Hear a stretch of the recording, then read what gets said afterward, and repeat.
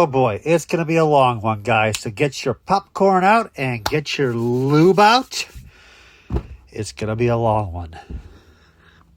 Bakugan, right off the bat. So Bakugan, as we mentioned earlier, it is a sleeper hit. You know how collectibles work. If it's made to be a collectible, most likely it won't be worth much in the future. But if it's made for consumption, like Bakugan was for kids to play with and enjoy, that's the stuff that you got to keep an eye out. Ben 10, Bakugan, Beyblade, lots of stuff like that. So this piece is the larger deluxe version of Razoid. I bought it at the flea market for like $4. Maybe you got a little discount because we're all evil. I mean, if this toy was $100, we're all evil inside. So we're not going to walk up to the guy and be like, "Hey man, here's $4." We're going to be like, "Hey man, could you do $2?" Because we're just evil. Decent piece. I like the transformation. The larger ones are a little more unique and complex on that versus the earlier deluxe were just copies of the smaller balls like the Dragonoid and so forth. Nice piece.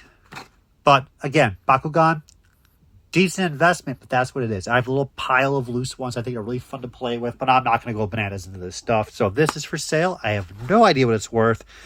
Bakugan could be worth hundreds of dollars, or it could be $10. So maybe we'll get lucky.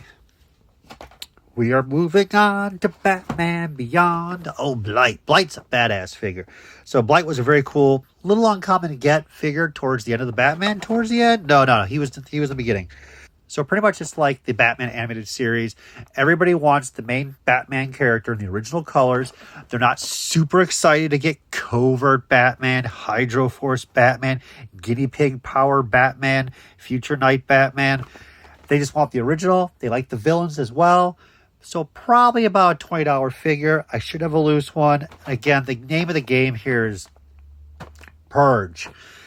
It's neat. Does it call to me? No. It's just one of those really cool figures I bought probably for $4 long ago. And I was like, enough said right there. Right, guys? Oh, Nightman. I was on board the Ultra Force boat hardcore when I was a kid. So Malibu Comics created the Ultra Force series. Now, Malibu was making comics before the Ultra Force series, but I don't know what happened. I should look into this. But they hit hard with Freaks, Prime, Mantra, Nightman, all these characters. Comic book stores are selling out like crazy. Action figures come out. They even had a crossover with Marvel, and it just... This is the black carded variant Chase. You would go to like Toys R Us and you would see just the rows and rows of the yellow basic production carded figures and then the black Chase to be sticking out and you'd be like, yeah. The first series is, to be honest, pretty common. Probably think it was one per case. They don't run much at all. It should be just the same figure put into a black backer Chase card. Now the final series had like an All-American Prime, Desert, Topaz. Those are much more difficult. I think they still actually run a pretty good amount of money. That being said, it's just a novelty fun item. I already have kept all my hologram comic covers of Ultra Force, so I'm not excited about this piece. It's a wonderful line. Again, if I had some loose ones, that'd be fine.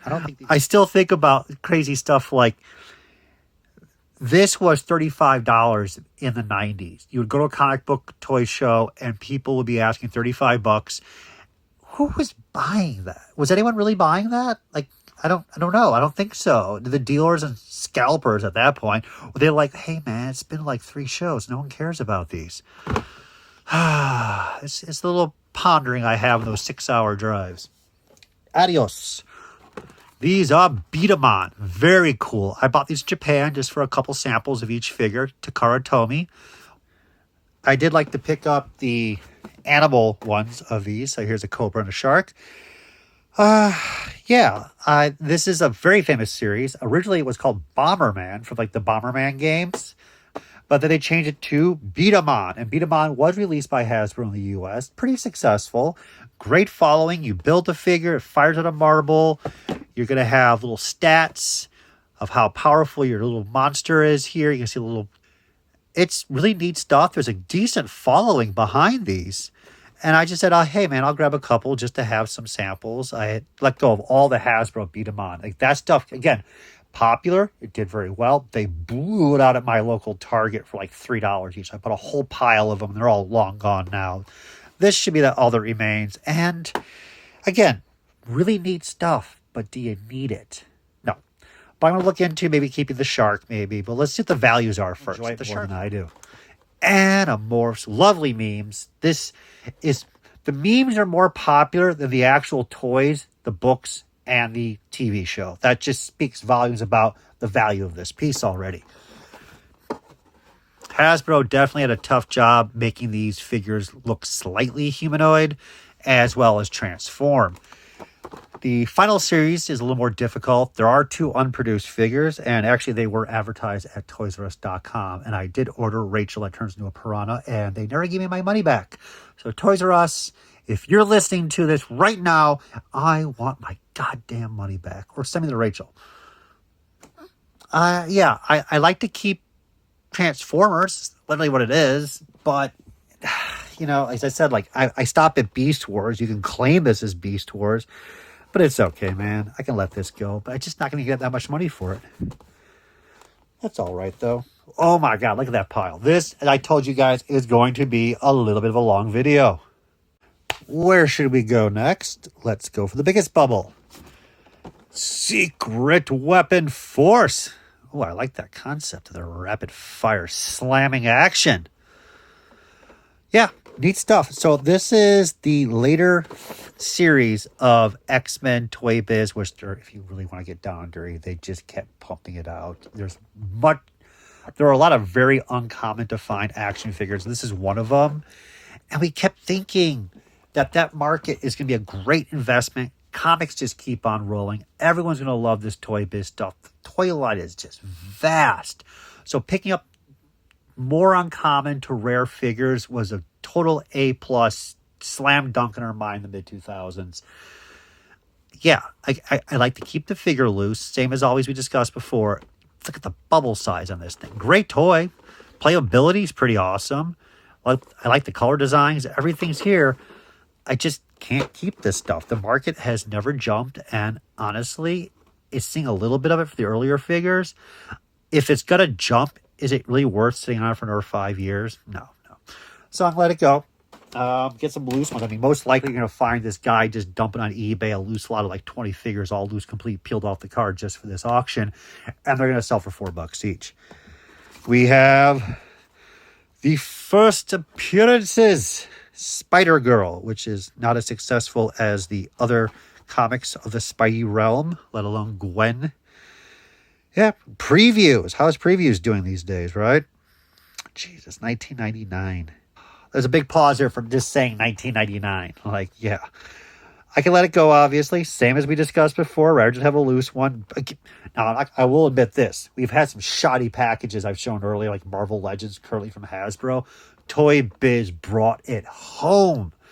The package designs, the colors, they really did care about the product they were making. So, you know, if that magical, let's just say if a school went under and I somehow got it for nothing and it's like 25,000 square feet, if you notice I've been amping up the footage all this time, then yeah, after I get that couple $1 jillion, I can buy all this stuff back, have it perfectly on display in IKEA cabinets, and just roam the halls like a crazy person for decades to come. Letting it go, probably no value. These were more of a, wrong figure. Sneak Attack. So this was the transforming figures.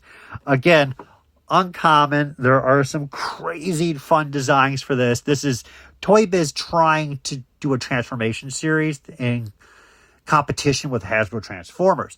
The first time they did this, it was the most junkiest pieces of garbage you would have ever.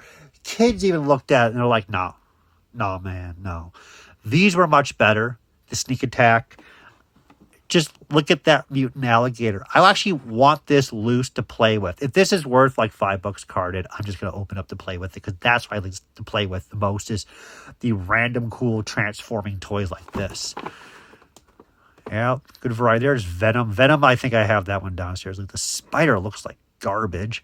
I think this is the best one. I would be surprised if this was worth more than $20. But again, it's been so long since I've researched this stuff. Oh, super sweet. So a big Transformer fan, as you guys know. I'm going to stop at Beast Wars. I do love Rescue. So that's why this figure was kept. I like the Rescue mini-cons. I'm going to put this one away for Transformer tubs to see if there's a duplicate in there. I still might part with it. If it's like $75, I'm going to still part with it. I should have had some loose ones, but this is the Hotspot colors from G1 Protectobots, and I had them as a kid. He was one of my favorites. Everything calls to me on this set. That's why I was like, gotta keep a couple pieces here and there packaged. Love the mini-cons. That was a great concept for Armada. They really hit home with that. Just the little figures, hitting up the Micromaster aesthetic. Love it. Love it. See how that goes? Power Rangers. So this is Overdrive. These like the rubbery arms. I had no excitement for that. No love. Chiller. Again, I like the figures. I should have some nice loose complete ones, but this is past the divide of Mystic Force, which I've discussed earlier. I don't think the market's there. I actually did put a good amount of money buying up Power Ranger carded figures, multi-packs and everything many years ago, because they are really uncommon, especially like Time Force, Wild Force. You don't see them at much toy shows. You see them online, sure, but they're not. Let me rephrase it. They were popular with kids. Kids enjoyed playing with those action figures. You don't see them that package that often. But that being said, there's no strong market. Power Rangers, it has a lot of love. But the figures themselves don't go for buku dollars. Chiller, I'm going to look this up, probably be $15 if I'm lucky. I'm going to let them go anyways because it's past that point for me. That's great. This tub is looking great. Triclops. So 2000X. Again, wonderful series. No good package art here. Displayable in the back, obviously. But are you displaying the back or are you displaying the front? Figure's probably worth about $25. The market's still there for collectors. But the animation, which was, again, really well done, in my opinion, it just doesn't have that generator behind it, pushing it forward to the next generation. It's just stuck in that time frame. So there's no market movement for this toy line. It's just loved. People do collect it, but it's not really going anywhere. Stagnant would be the appropriate word. Wonderful piece. Have a loose one already, and I can let go of this one. Oh my God. I think I bought this when I was that young, when it came out. So same thing, like, oh my God. Everyone knew in the 90s, when you're speculating the value of the future of an action figure, female figures were it. So they actually made two of her, one with the buzz cut hair like her father, and then this is the more natural wavy hair. It was like, yes, pack it away. That's going to be money. Because in the future, Savage Dragon, She-Dragon, everyone's going to be talking about it. There's going to be a national holiday. They'll start replacing Christmas Story on TV during Christmas with the live action play of the Savage Dragon. Everyone knew it. No, it's toast. This is piss yellow bubble at this point. Wow, I have no idea what the market is. The turtles do hold value. I think they're on $50 to $60 each, but they're not really part of the turtle market. But I think she has any value. So I might just tear her open. I'm probably going to assume it's going to be like $10. But it does come with the cool trading card, which fits in with the time frame of the turtle trading cards. And I do collect my trading cards. So just a junker piece. One of those fun things to have loose. Oh, it's Brody. This thing is heavy. This was a popular piece. Brody, gold hair, Super Saiyan. Hell yeah. With accessories. What accessories? You see that right there? With accessories. Am I missing something? Does he have some balls in there I'm not seeing? Oop, there you go. I just lost $5 for that. Again, like the line. I like especially the more posable action figure line. But you can let this go. This might be a better piece. This could be a $50 item right there. And that's okay to let go. We're totally let go of our Dragon Ball. King Kai and Bubbles. Freaking Deaky Bubbles. This is right when they realized to make more decent posable figures. Not there yet for full posability, but let alone it's King Kai, right? Oh yeah. Oh, just the happy memories there. That oh yeah there was just referring to that. Same thing, have them loose already. King Kai is received very well. Everyone does like him. But the figure package might be like 20, 25 bucks. Let that go. Ghost in the Shell. Classic. Great movie. A lot of follow-up series. A lot of the series have just been well written. So I do like this stuff. I'm trying to let go of most of it, but I do like this really, really early basic PVC of the first toys they were making in the mid-90s for Ghost in the Shell. I don't think it has any value, but, just keep something once in a while. But yeah, we'll think about that. Back to DBZ. Oh, wow. Didn't we already pull you out from before? Is there 2 in this tub? What's going on, man? You know what? That's fine. Double the fun, double the sales. And, of course, the classic will wrap it up. Reboot. I will not let go of my Reboot. I watched this a lot as a kid, and these are uncommon figures to find. The market's gone up, it's gone down, it's still there, which is great because people still care about it.